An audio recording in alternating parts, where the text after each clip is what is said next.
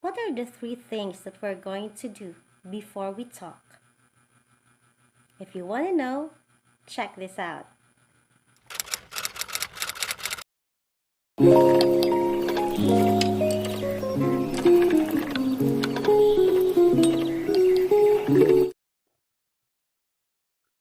I am back, and right now we are going to focus on the same book, Hope for Today's Families, in Chapter 6, Communicating with Grace. So, first, let us read. People who are intentional about communicating well with their loved ones experience great family relationships. If you think about the people you really like in your family, you would easily admit that the ones you like best are the ones who make you feel good because of the way they speak and listen to you. If you want your family relationships to be healthy and positive, it is important to learn to communicate with grace. So, what is this communicating with grace?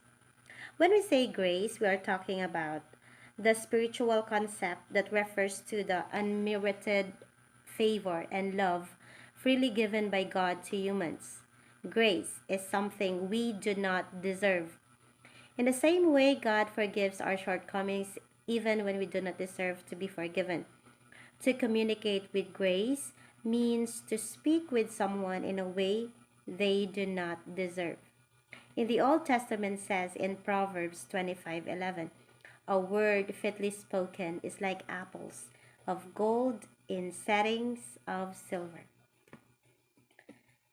In an earlier chapter, we mentioned the concept presented by Dr. Stephen R. Covey to be proactive for effective communication. This idea encourages people to live within what he calls their circle of control, rather than living in what he calls their circle of no control. When you live in your circle of control, you spend most of your time controlling the only person you really can control, and that is, yes, ourselves. This is the opposite of living most of your life in your circle of no control, which is where people spend most of their time trying to control others. People who are proactive live their lives in their circle of control and are more likely to communicate with grace than individuals who spend their lives in their circle of no control. The truth is, you cannot control your spouse, your children, your siblings, your parents, or your relatives. You truly can control only yourself.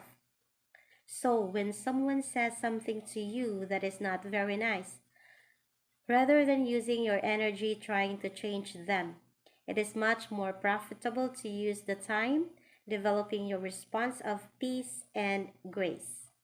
As we have mentioned before, between what someone says to you and your response, there is a space.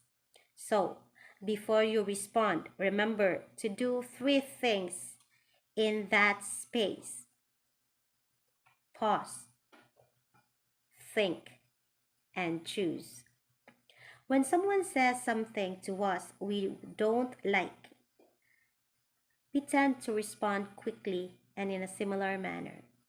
Kung naay masuko na to, gana sa tanga, ato po silang insultuhon. Kung naay manlibak na to, ganahan po tanga, ato po sila nga i-lockdown po na to sila kay that is the normal or kanawara-murag impulsive na to nga respond to them. However, to communicate with grace, to respond in a way they do not deserve, you need to be proactive, to live in your circle of control, to pause. So, di ba, kung naay natay madunggan nga di taganahan something about us, our tendency is to give back, to to avenge, di ba? Gusto ta nga manimaos nga deserve ra pud sila nga ato silang insultuhon kay ginsulto gud ta. So mo na, but in communicating with grace, it says here nga we should communicate with grace something nga dili nila deserve. So kung deserving silang pasakitan po nato, ang atong buhaton is the opposite. So dili nato sila insultuhon, dili po nato sila pasakitan. So first, we have to make use of this circle of our control. Circle of control. Unsa may kaya natong i-control? It's not their mouth. Dili ang atong mga marites ng mga kauban or mga silingan, dili. Kundi ang atong kaugalingon may kaya ra natong makontrol. So first, katong space between sa ilang gibuhat, ilang gisulti ug sa atong response na ay space. And that space, we have to pause, stop, so that you have time to catch your breath before saying something that will cause equal pain or make things worse. In that space before your response, you also need to think about what you should not say and what you should say to make things better. And finally, you need to choose the correct response. The correct response is the one that will calm things down rather than add fuel to the fire. This is what it means to use words as gifts of gold and silver. So we are reminded by God in the book of Proverbs that anything or everything that we say must be proper, must be rightly or fitly spoken, like apples of gold in settings of silver. So, di ba?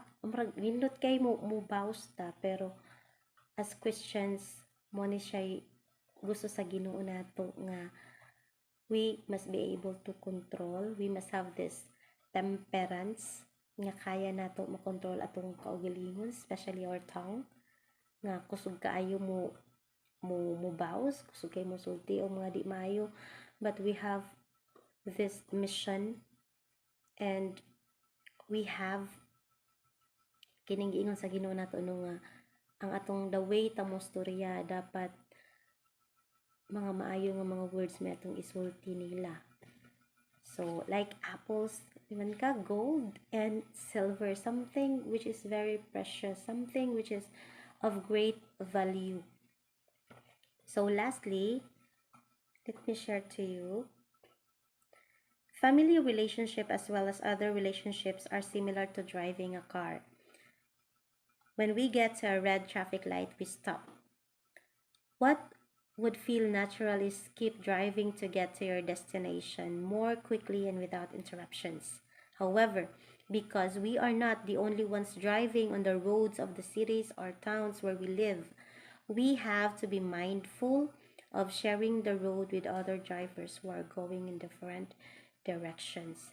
Traffic lights are present to help all drivers get to their final destinations safely.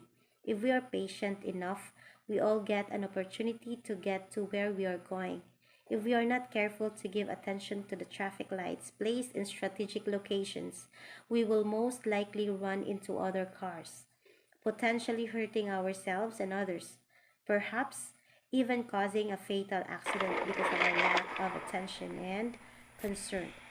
Family relationships are very fragile, and the conversations you have in those relationships need great care. If you are intentional about being careful and nurturing in your family relationships, those choices will help keep your relationship safe and avoid hurt feelings that may lead to the death of a relationship. And that is what we fear the most. Kanang mamatay ang atong relasyon, maputol ang atong relasyon because of the words that we had thrown or atong gispoke. So sometimes it's easier para aning gingono nga our relationship and our communication in those relationships that we have, it's like driving a car and we would like nga dire-diretso ta, hindi ta magpa pugong diretso ta kung sa atong direction or sa atong goal, atong target or destination, but then There are traffic lights, reminders, just like this one.